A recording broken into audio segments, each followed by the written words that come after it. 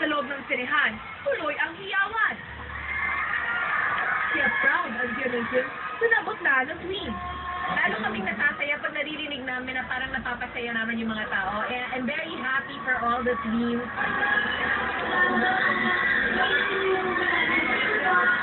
Katatibayan updated sa showbiz happening.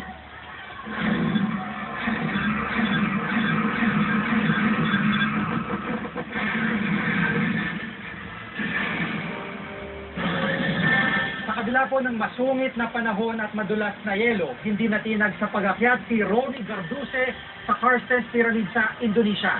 Narito ang mga uling sandali bago niya naabot ang ika-6 sa 7 Summit. Mahigit 4 na oras pa lang at hirap pa rin kami sa aming pag-akyat. Binubuo ng limestone ang Carstens Pyramid, kung kaya ang ilang parte nito ay naging madulas dahil sa walang tigil na pagulan. Yung ridge na yan, hindi all the way connected to the summit.